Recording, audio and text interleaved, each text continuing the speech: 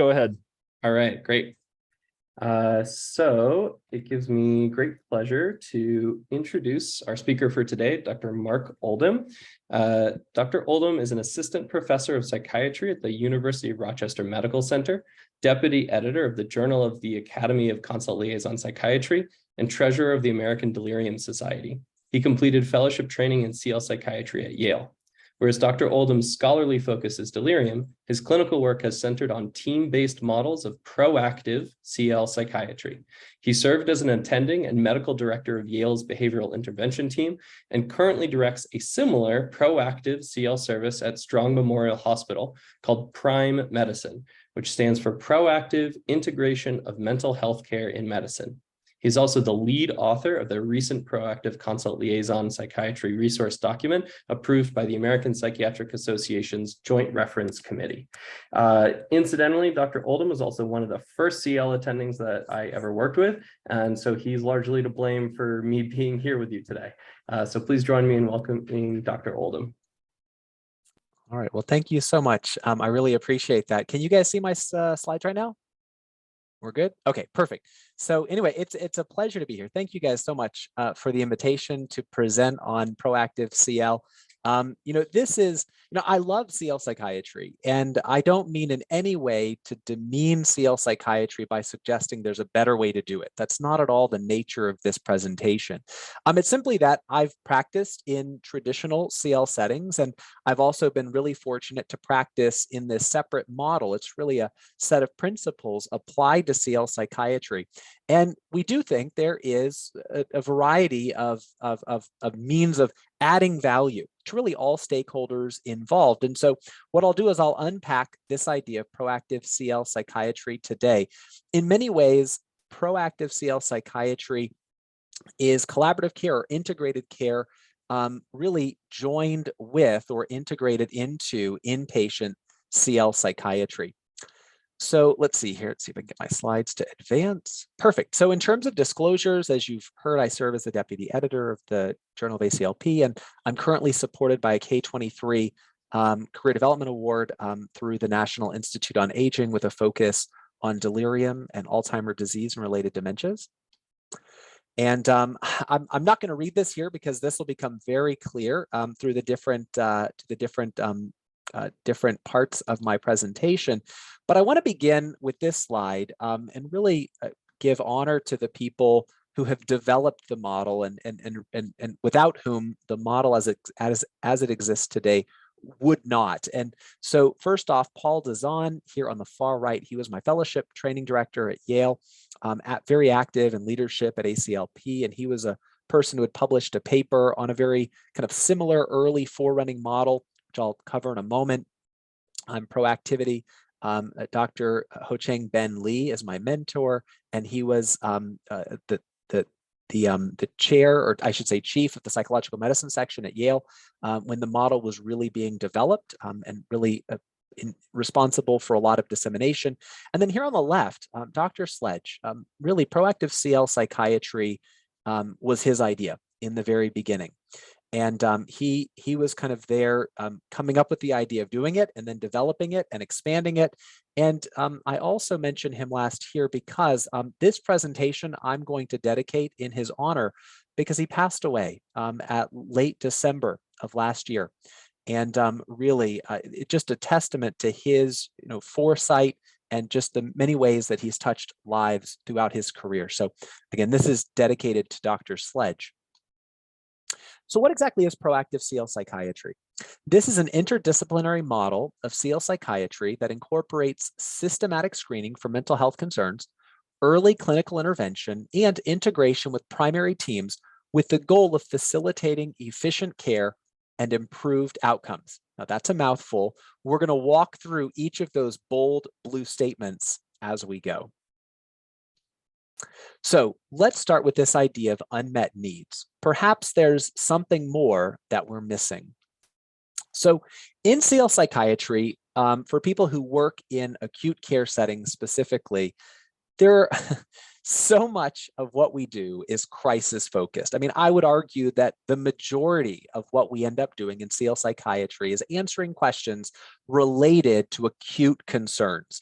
And many of these acute concerns were foreseeable. This is a doctrine or a principle in legal parlance of foreseeability. If you could foresee something, then there's a sense of responsibility or culpability for it. But just thinking in some examples, severe psychosis in a patient after the antipsychotic was held for a week, the dreaded discharge dependent consult on Friday afternoon that the primary team knew about on Tuesday, but just kind of kept kicking it down the road until Friday afternoon came. The med-seeking patient, air quotes med-seeking, who was started on alprazolam by the primary team, who's now wanting to discontinue it, but really wants now to continue it because it was just so helpful, or team strife in caring for a patient with borderline personality.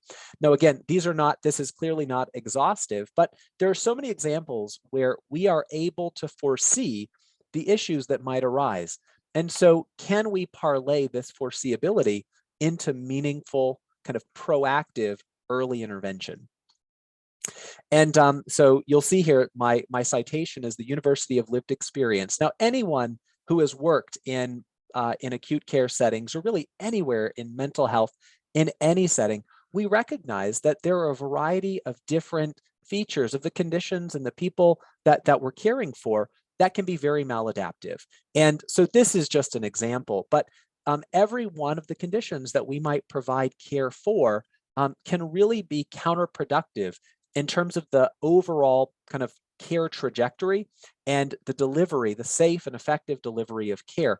And so the needs are very broad. Now, we know that there is a staggering cost of mental illness in the community. It accounts for 1/3 of all years lived with disability. 5 of the top 20 causes of disability in high-income countries are mental illnesses. Mental health and leading causes of death. So we know heart disease, cancer, and cerebrovascular disease have very close associations with some of the behavioral determinants of health in relation to mental illness. Suicide itself is the 10th leading cause of death. Mental health conditions are associated with a 2 times relative risk of all-cause mortality based on a meta-analysis from 20 countries and 6 continents. I think they excluded only Antarctica. And we know from a variety of different studies that having severe mental illness in particular can shave off a decade or more of life. Substance use disorders as well. The impact of mental illness on the lives of individuals is, again, staggering.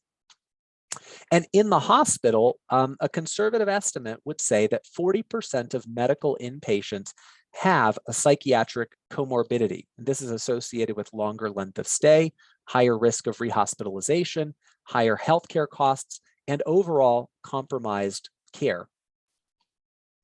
And so when we were starting out originally here at the University of Rochester, we did a pilot for 6 months, and we were opening up charts consistently and looking at both diagnoses as well as medications. And we found that here in this red box that 71% of patients admitted to the hospital medicine units where we were implemented had chart diagnosis. We were not doing, PHQ-9s. We weren't screening for it. We were just looking at charts.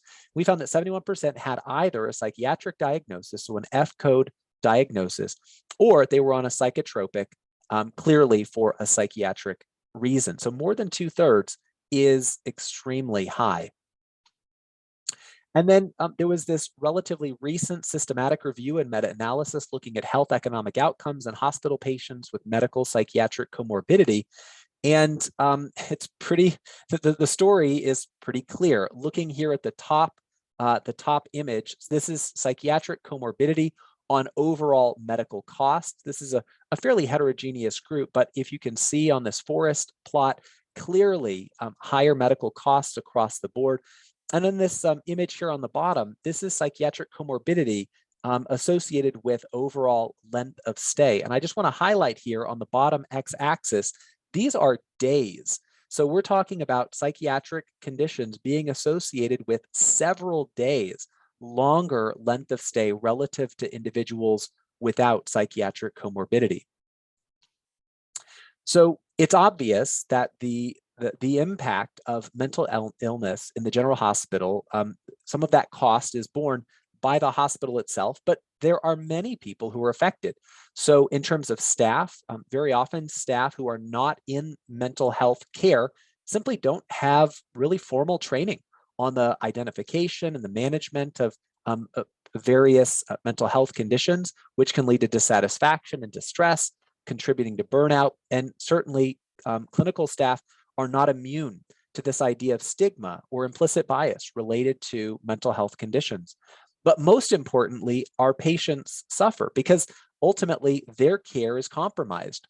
If they're being provided care by someone who does not have good training, or maybe they just don't want to deal with it, so to speak, maybe they begin to mistrust staff, and that kind of alienates them from care in general. Their quality of life can decline, and ultimately they have poorer outcomes. So again, the needs in the hospital are broad. I think that's a very simple thing to say, but the needs are broad and the costs are borne by a variety of different people. So the question is, what if we did things a little different? Maybe we have a new model. So what do we know? Let's start with what we know. We know that collaborative care models clearly enhance value in outpatient settings. This is consistent. Half of mental health needs in general are overlooked based on a few studies in the literature. We know from a variety of observational studies that earlier consultation in psychiatry is associated with reduced, or I should say shorter length of stay, and that's an association, not necessarily causal. And if we draw on findings from other specialties, other inpatient consultative specialties like geriatrics, ethics, and pathology, we know that proactivity in those settings with those services provide a variety of different improvements in terms of outcomes and care delivery. So the question becomes, well, what if we do the same in psychiatry? So when we think about the traditional model of CL psychiatry, these are some general observations. Number one, mental health care tends to be crisis focused. Number two, many psychiatric needs go unidentified because, again, we're relying on primary teams to identify these concerns and then alert us by way of a consultation. The recommendations that the CL service provides are generally chiefly for the primary teams, not for the nurses, for the social workers, the physical therapists, and beyond. And ultimately, the liaison role ends up being variable. Now, there are some places that do the liaison role in certain settings and services that do the liaison role extremely well, but it's not a feature of the model of traditional CL psychiatry. Very often it feels like SEAL Team 6. You rappel in, you rappel out. You've answered the question, now you're gone. And never do you actually see the primary team who placed the consult order. So the idea here is, what if we applied a variety of principles that we know provide value in other settings to CL psychiatry? So one, taking a prevention mindset. Two, taking a population health approach, working as an interdisciplinary mental health team, and also developing cross-specialty relationships. Well, I would argue that that's really what proactive CL, in a nutshell, is designed to do. So one, it provides care proactively. Two, it involves systematic screening of a given population in a certain setting or certain services. Proactive CL care is generally delivered by way of an interdisciplinary mental health team. And then finally, the care is delivered in an integrated fashion in real time on the units or with the service lines to whom the proactive service is providing consultation. So in terms of team members, the way that this was operationalized originally at Yale, and there are many different variations on this theme currently across the dozens of sites that practice proactive CL. But in general, there's a CL psychiatrist on the team who serves as a medical director, provides supervision, maybe does some legal documentation based on a variety of hospital requirements and doing capacity assessments and the like. The nurse practitioner then, in addition to providing general consultative care, may serve as a coordinator, doing triage, kind of like a quarterback, also involved in the systematic screening process and reaching out to teams regularly based on that screening process.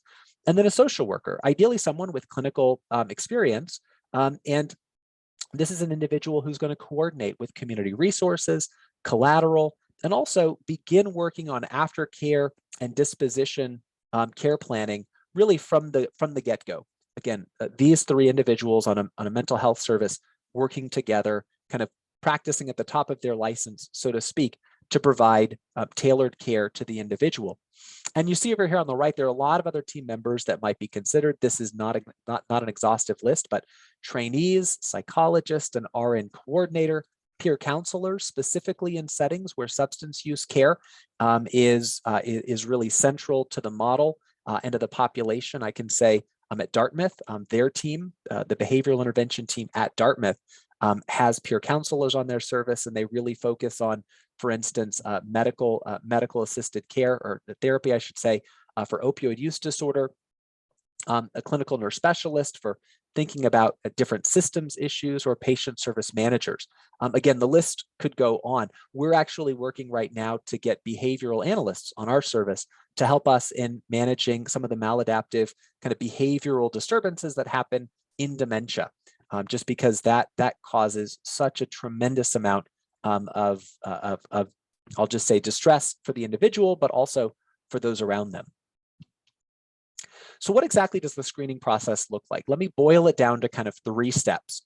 Step 1 is a systematic screening of the charts of people being admitted, and this is done typically each morning. I have an asterisk there. It could be done either manually by opening charts or by way of automated electronic medical record reports, and I'll show what we've done in terms of automation a little bit later. And essentially, one would be looking for psychiatric comorbidity, behavioral concerns, psychiatric complexity, maybe certain medications like clozapine, which might signal that we should be a little bit more careful in terms of that review and see how that individual is doing. Number 2, there's usually a step where the team is involved kind of in real time, talking to the nurses on the unit. Perhaps there's a point person like the nurse manager on a given unit, or the person who's charged for that day, and also talking to the medical team, identifying any active issues that have happened. Maybe the chart screen didn't reveal some of these things, but something happened overnight and you wouldn't have known unless you talked to the team. And then finally, once people are identified as being, having comorbidity, there are some specific concerns, then there's a conversation between the consult service and the medical team regarding, what do we do about this? And so the way that we have generally approached this is thinking about 3 potential outcomes.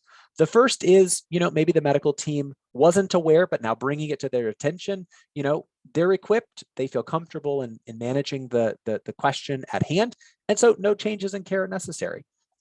Number 2, perhaps there's a curbside or targeted recommendation. The primary team receives a recommendation from the consult service, and we say, this is what we might suggest as a first-line approach. And if you need additional, answers, or you have questions, we're here, let us know. And then the third step would be a psychiatric consultation. And so I can just say, in my experience, both at Yale and here working on proactive services, in general, when we as a service are recommending a psychiatric consult, which I don't do regularly, not for everybody, but when we do, they're kind of like, oh, okay, if you're saying that, I think there's probably something here that we should pay attention to. And so really it's based on the relationship that you build with the teams to whom you're providing, again, this service.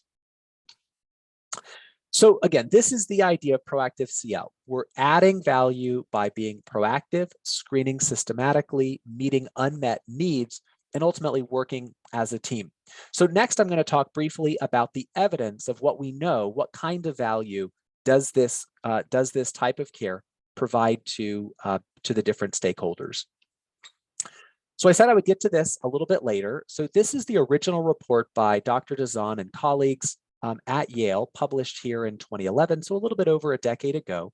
And they used an ABA study design where they embedded a psychiatrist. I believe it was mostly Dr. Dazan and Dr. Zimbrian, here, both the first and second authors, with one internal medicine service. And so they rounded each morning with them during the intervention phase, so the B phase in the ABA design. And in the A phases, the consult rate was 11%. The consult rate in the B kind of intervention phase was 23%, doubled overall consult rate.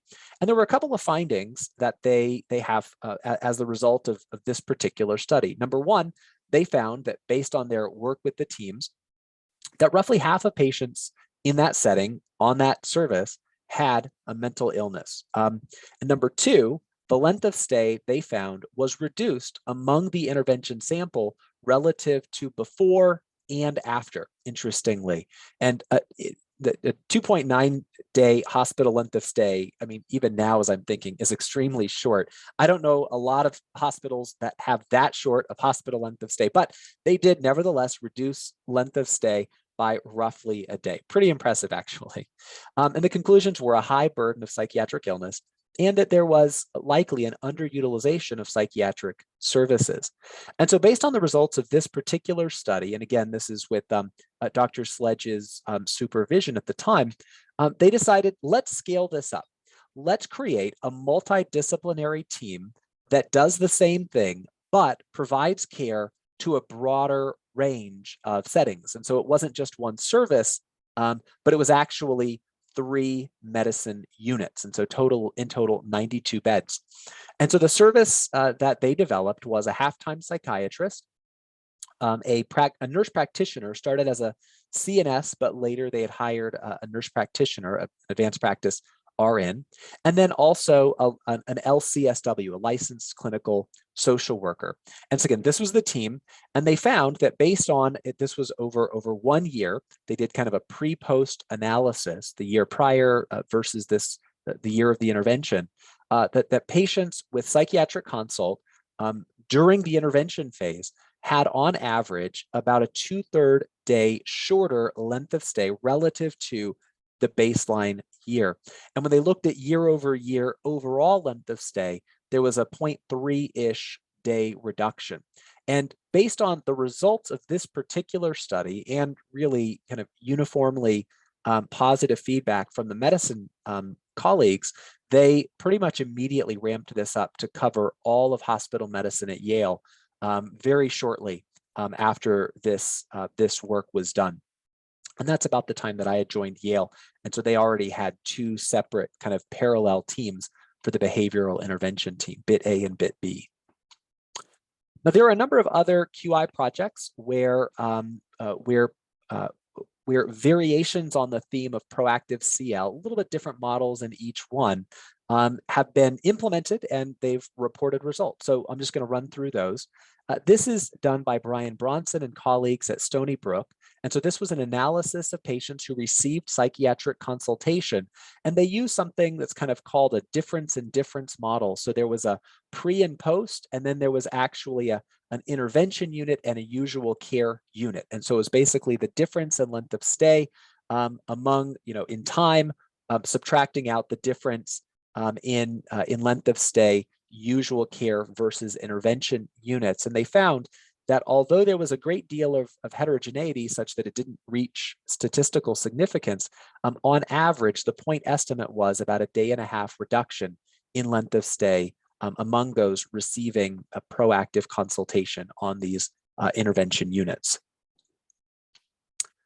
Next, a somewhat similar approach, although they didn't do the difference in difference, they have 2 separate analyses, if you will. This was Pat Triplett and teams and his colleagues at Johns Hopkins, and they also performed an analysis of patients who received psychiatric consultation.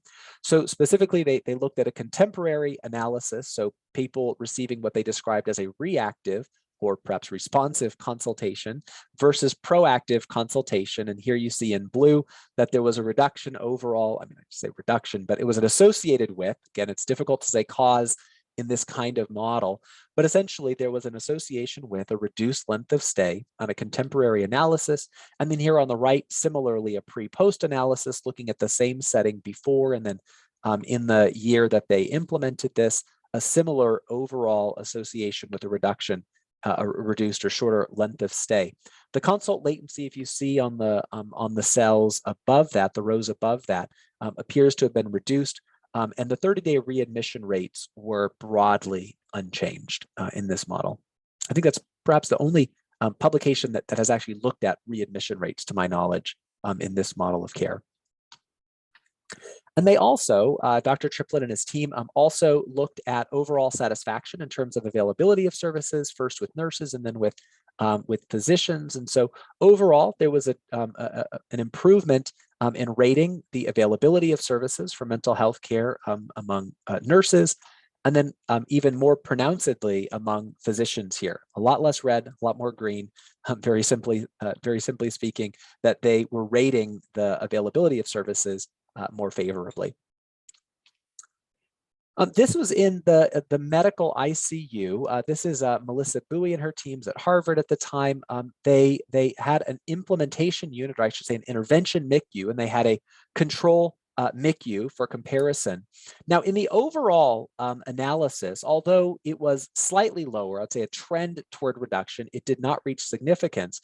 But when they did a number of subgroup analyses, they found that among those individuals who had respiratory failure, there actually was a statistical reduction in length of stay among those who were cared for in the intervention MICU relative to the control MICU. And it raises a very interesting question that perhaps in the kind of peri-extubation period, having a psychiatrist involved for non-pharmacological and pharmacological interventions to facilitate safe and effective extubation, perhaps there is a particular value there. And I know it's something that Melissa Bowie and her colleagues are actively looking into at this time as well. So again, this is proactive in the ICU. And this is the only community-based version of this model that I'm aware of. Now, it's notable that about 80% of care in the country, hospital care in the United States, is delivered in community hospitals. So anything that we think about should really be able to generalize to community settings. And so in this particular study, Joe Kugler and his colleagues at UT Austin, they had what they called a modified behavioral intervention team model, where they kind of changed the way of getting consults to Dr. Kugler and his team. And they had a 90-day implementation phase, the study phase, and they used 1 year before and after it, kind of an ABA model in terms of this analysis. And the consult latency you see here on the right, the middle of these three bold rows, significantly shorter. The consult rate actually skyrocketed to 33%. And even after that, you'll see it actually didn't go all the way back down to 1.4%. Perhaps it was actually culture change that happened and recognizing the psychiatric complexity when it existed. And in this particular 90-day implementation phase, the consult rate among those receiving consultation, the length of stay was 3 days versus 5 days, both in the pre and the post phases. And this is it's perhaps not terribly intuitive. This is a figure from that paper, but essentially the darker gray is the responses for satisfaction, confidence, and responsiveness. And then the lighter gray bars represent the post, so pre-post. And you see that as things really shift toward the right, kind of overall increasing favorability with this model. And so we conducted a systematic review of proactive psychiatric consultation on hospital length of stay. We published this a few years ago on the General Hospital Psychiatry. And we found that across models, proactive models whose screening was guided by clinical expertise in mental health care and care delivery was integrated with primary services, these models were associated with reduced length of stay. And specifically based on the Yale experience, there were favorable returns on investment that more than offset the increased costs of providing this level of enhanced care. So I'm going to share briefly about the pilot work that we've done here in Rochester. We also are just finishing up a 2-year funded innovation project. And we're really in the midst of the analysis. So I wish I had more to share, I have a little bit to share, but much more forthcoming. But this is, we'll share here, again, the pilot work that we did when we originally launched this service. And so when our service, Prime Medicine, was launched, we serve 3 advanced practice provider staffed units, or units where the hospital medicine services have a nurse practitioner or a PA. And then as our comparison units, we looked at 2 resident teaching hospital medicine units, and we had as our baseline a 10-month period, and then the 10 months of the intervention phase. We cut out July and August because we had not fully been implemented really until September, and in teaching hospitals, July and Yeah, July and August, things happen, right? So that's the time you don't want to be hospitalized. Just a friendly suggestion in a teaching hospital. And then in terms of exclusions, you see them here, especially those with extended stays. And then in terms of our primary outcomes that I'm sharing here, number one, our primary outcome was change in length of stay using a difference in difference approach. And then our secondary outcomes that I'll be reporting here are consult latency and volume, and then staff satisfaction.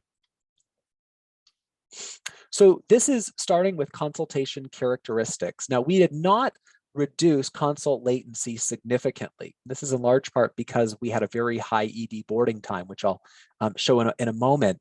And then the consult rate, though, on these units before we began was about 1.6%. And during the year, the 10 months that we were implementing this and really studying it, it increased fivefold. So again, consistent with everything that I've been saying, there are unmet needs in the hospital setting. And specifically among those individuals who we excluded from the analysis, I'm just showing it for kind of context, among those individuals who had been hospitalized for 30 days or longer, we actually were consulted on about a third of those individuals. And that's excluded from the analysis, but as people are staying longer, mental health needs are really pretty substantial. And this on the comparison units, they were only consulted on 16% or 1/6 of those individuals. So I'll next present some of the survey responses in terms of overall satisfaction. And so this is among practitioners over the, just across the board with only one exception, the very last item here, depersonalization.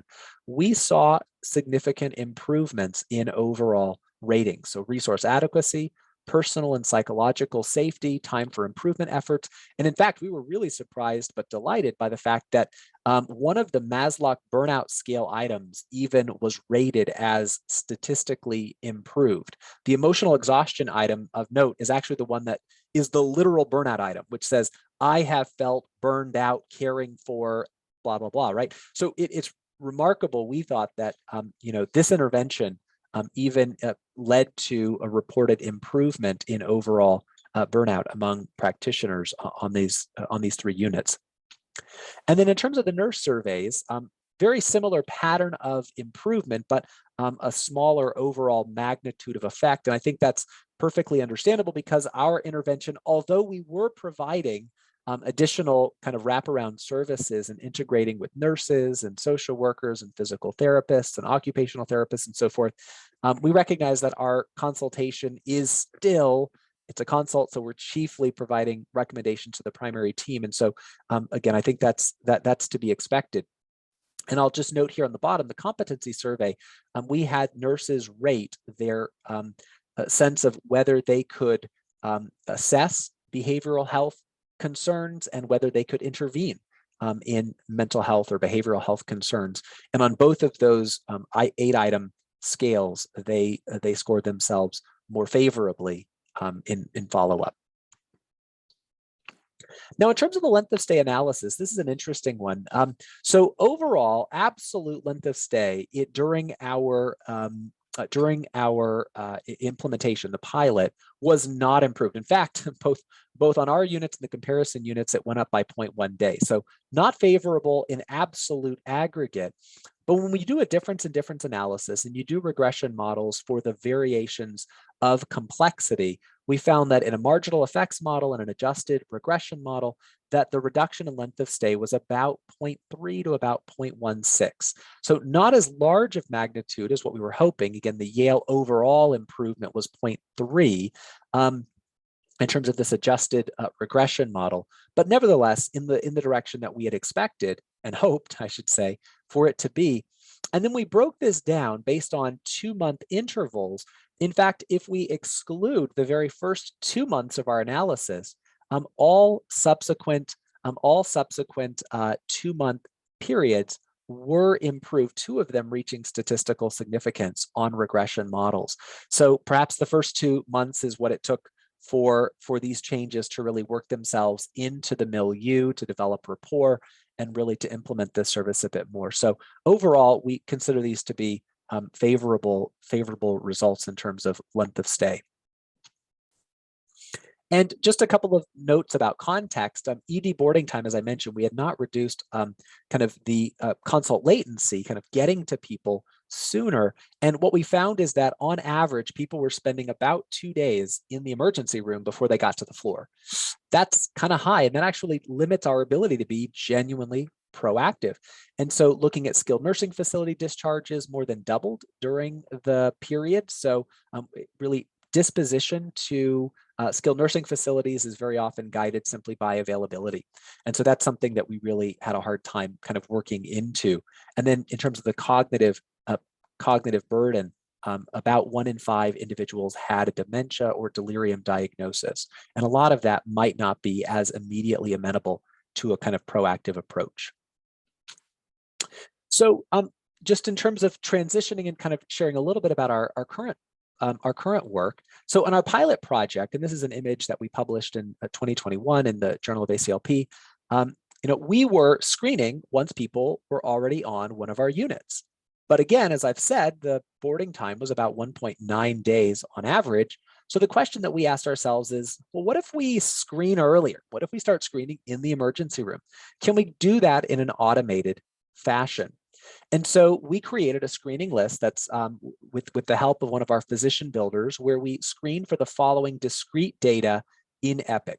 And so suicidal ideation and prior suicide attempt are asked by nurses on an admission screen. So those were kind of high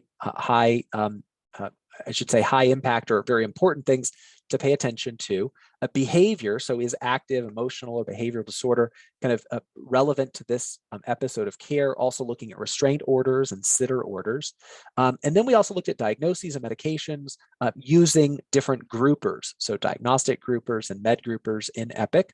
And again, these would be reported on a new column that we created in EPIC, so that we could have a panel. And you see here at the top right, this image, we had a prime screening list, and they would auto-populate to this list if they had any of these in their chart based on, again, these discrete data fields. We also created a screening note, and screening notes are really helpful because it alerts team to needs. It communicates our involvement. We're just right here. They're seeing our notes regularly, and it reduces barriers to access. This is kind of a behavioral economics approach. You're just kind of a nudge. We're just making it easier to get to us. And I'm showing here the drop-down menu for what our options are. Again, roughly mapping onto the 3 outcomes that I showed earlier on the screening process. So at the top, we recommend an order. We will contact the primary team to discuss. This is kind of our curbside kind of idea, and no intervention indicated. Please contact our service if any concerns arise. And then, of course, this is a kind of an auto-populating table here, so that we're not having to enter all of these things. But again, it aggregates data that already exists and brings it to the attention of the primary team and those individuals doing the screening. So we have data on the baseline surveys on our units, as well as the teaching units. We had not surveyed teaching units previously. And so this here, the gray bar, that was before we ever launched Prime. The green bar is the kind of post data that I've already shown you that has improved across the board among practitioners, and also improved to a lesser degree in nurses. And then the blue bar is the baseline when we began our new kind of secondary implementation phase using this earlier screening in the emergency room. And this is on the other side of COVID too. I mean, we're not like done with COVID, unfortunately, but this is on the other side of, a year or two of COVID, mayhem in the hospital. And we were really delighted to see that really the culture change had stuck. They rated our service roughly equivalent to where they had rated our service at the end of our original pilot. So we were really encouraged by that. Nurses have definitely borne, I think, in many ways, a greater brunt of the burden for caring for patients with COVID.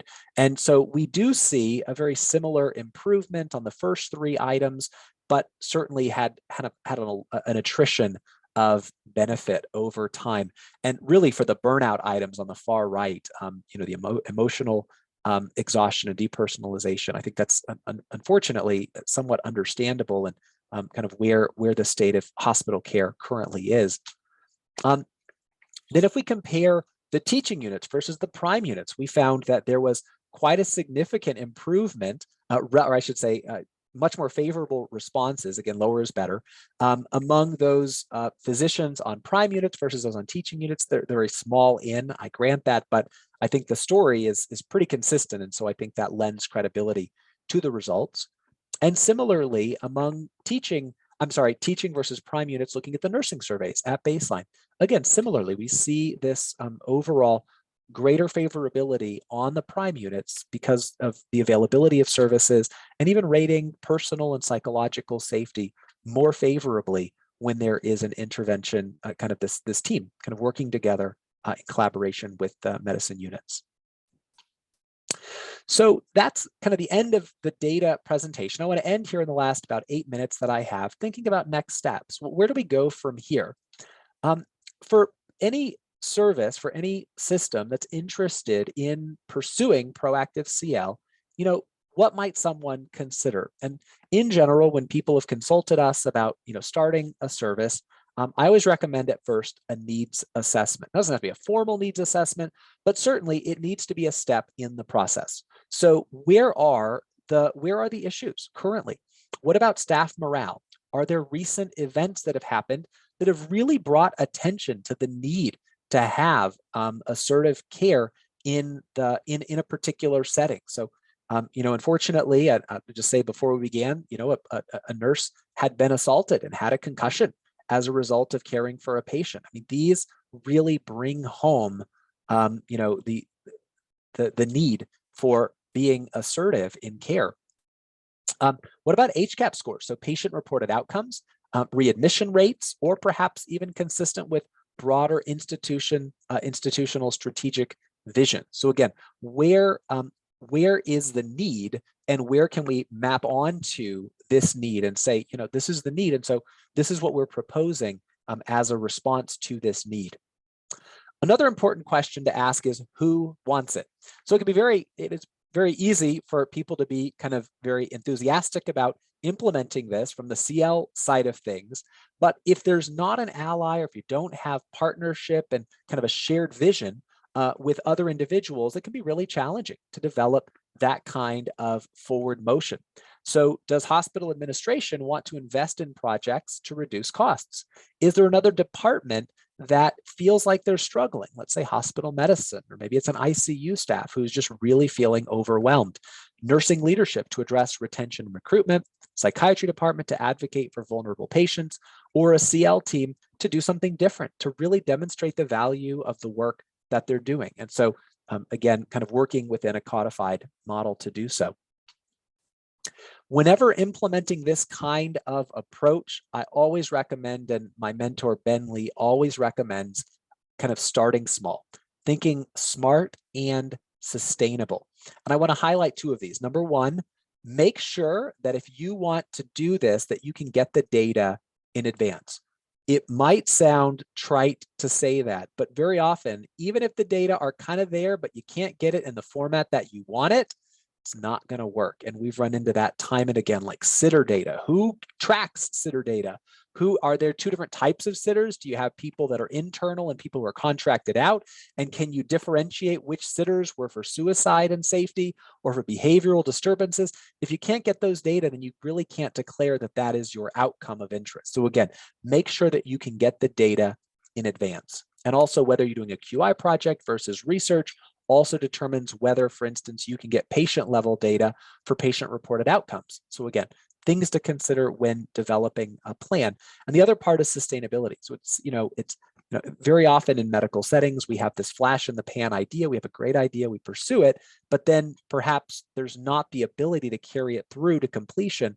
And so sustainability is really important when developing these kinds of models.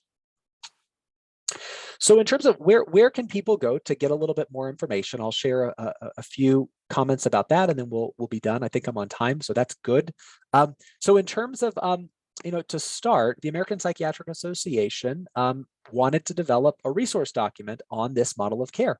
And so they initiated it, and we were delighted by that. And so we've written a resource document, which is open access, so freely available. I encourage you guys to take a look if you're interested. The one thing I'll highlight is there is a massive, really massive table that spans, I think, 7 pages or 6 pages in this document, which we actually reached out to a number of sites that were practicing with a proactive service.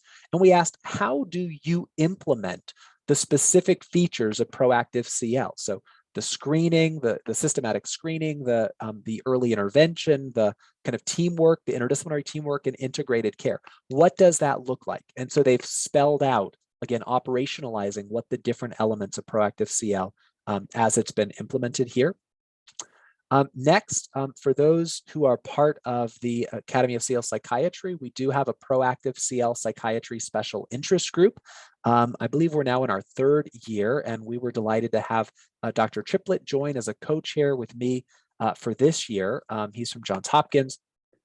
We have quarterly meetings to discuss kind of problem solve, thinking about different ideas about how to get collaborations. We do professional consultations for people who are interested in kind of thinking through and bouncing off ideas off of one another. For that purpose, there's a listserv also that you'd have access to if you're part of the special interest group. We also develop different presentations for conferences. And then finally, we've already developed a variety of resources. So we've been putting resources together now for several years, and we kind of have a landing page for resources. So we've done pre-conferences at the Academy of CL Psychiatry on kind of how to launch a service, how to think about launching a service. How do you think about it from a modular approach? That was our approach. That was our pre-conference skills workshop this most recent year. And all of our resources are online. All of the references that to the papers that I presented are also online. And if there is a resource that you think would be helpful and you don't see here, let me know. We will create it. We will try to find people to create that to meet the need. So with that, a few acknowledgements. So this would not be possible were it not for Dr.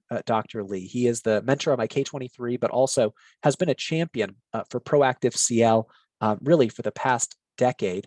A big shout out to Beth Heaney, the nurse practitioner on our service. I call her a co-conspirator in all this. She actually was at Yale as well on the behavioral intervention team, and through a series of interesting scenarios ended up here at the University of Rochester with us on our proactive service here. Daniel Mang and Pat Walsh are also, they're doing statistics and kind of analyses of the data. George Nasra is the division director, and ultimately here, Justin Hopkin is the chief of hospital medicine, so our collaborator on hospital medicine as we develop the service. So with that, it's on my side, it's 3:49. It's probably a little bit earlier for you guys, but I'm glad to take any questions.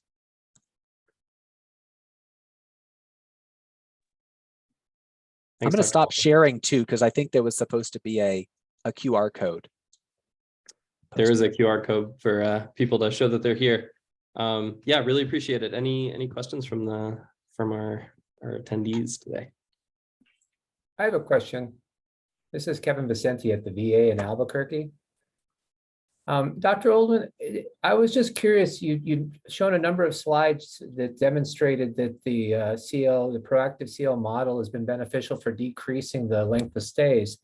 And I was curious, what sort of interventions have been sort of identified as being commonly provided by psychiatric care providers that are felt to be contributing to decreasing these length of stays?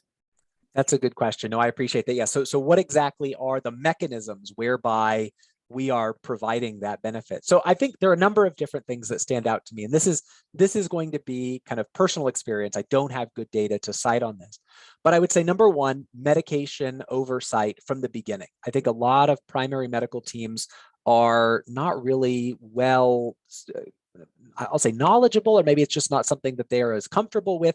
So maybe they're starting a medication at a dose that's just not going to be effective. And so finding the right dose initially and titrating it more assertively. Number two, preventing the discontinuation of medications that should not be discontinued. Things like clozapine. Very often, primary teams might think about, oh, clozapine causes sedation, we should stop that. And we really encourage circumspection before doing that. In terms of individuals who have, let's say, severe and persistent mental illness, so something like schizophrenia or bipolar disorder, really being able to ensure that people are stable, that they're doing well, and really providing the kind of psychological support, meeting with them, checking in with them, perhaps providing PRNs so that they feel comfortable, that they are heard, helping make sure that there aren't miscommunications between teams and the patients.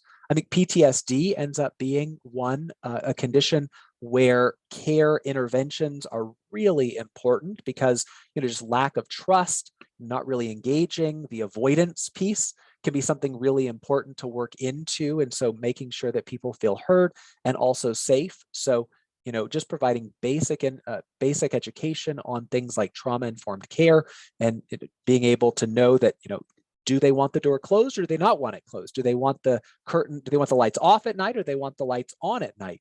And thinking about just creating rapport so that the care can be provided efficiently.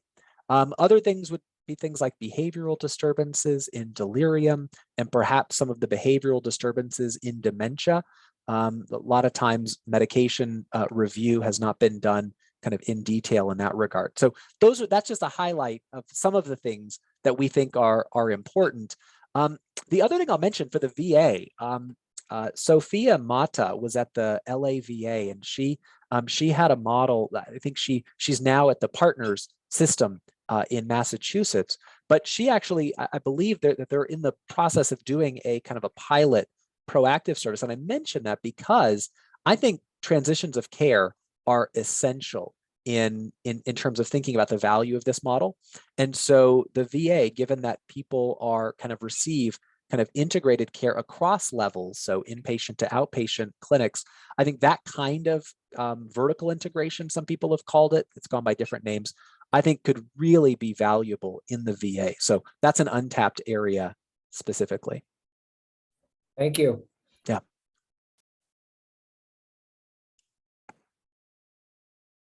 Thanks. Any other questions? Just speak right up. There was a question in the chat from Dr. Quinn before he had to step away. He was curious as to what size of team would be necessary for a certain number of patient beds.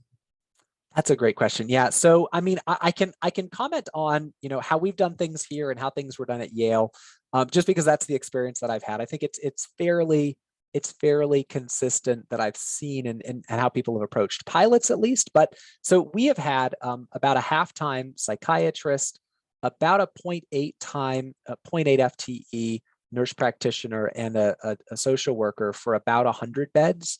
Roughly about 100 beds. Now that can change a lot in terms of, you're expanding your reach. Does it need to be a psychiatrist? Can a particular a team have more nurse practitioners in the hospital? I think that's another way to approach this. Also, and as I mentioned earlier, a lot of places have, let's say, I'll say Dartmouth, I believe they have 2 peer recovery coaches who really are able to engage people in ways that, I would never be able to engage them, or a nurse practitioner or a social worker, not just different life experiences. And so I think they have 2 that kind of cover the hospital. So really you think about what your aims are, and you really want to align what the intervention or interventions that you're providing, the staffing that you're providing, to the need, and that you track the metrics specific to the need that you're meeting.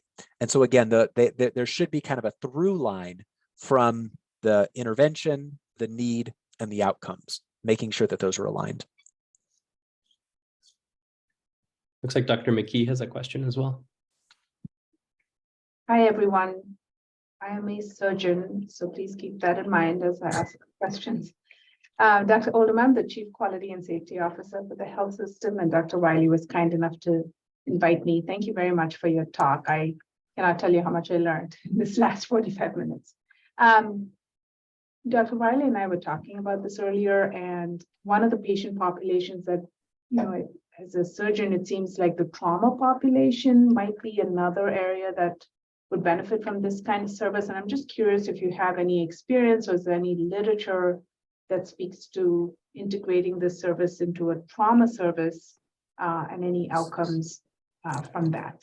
That is a wonderful question. No, I appreciate that. I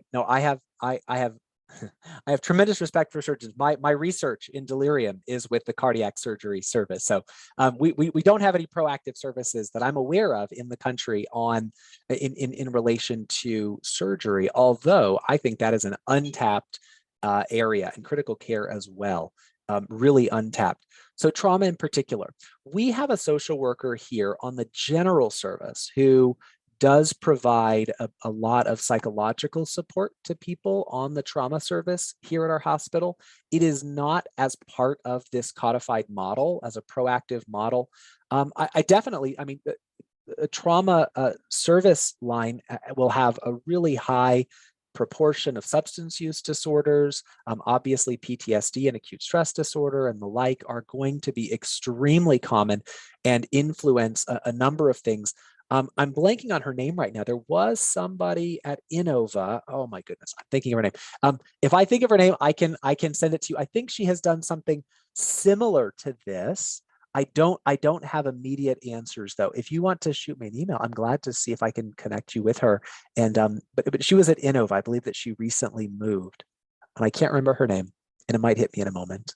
But yes, the one thing I'll add as well, and I think your point is extremely well taken in that, you know, when we think about the potential value of this kind of care, one thing that it's not done well, at least in terms of implementation nationally, is looking at settings that have higher per cost of patient care, kind of where the ROI would likely be far more kind of valuable, and where the interventions are much more likely to have more acute effects.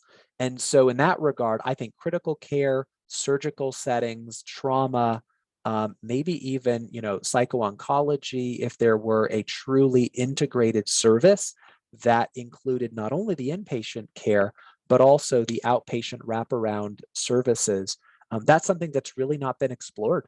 And I think the opportunities there are ripe for exploration. Thanks, Dr. Oldham. Any other questions? I have one as well. So maybe I'll just take advantage. Dr. Oldham, are there any particular stories that come to mind as kind of encapsulating the benefits of this model? Stories that encapsulate the benefit of yes. So as I was leaving Yale, we were, I'm forgetting the specific context, but there was some kind of gathering, what have you.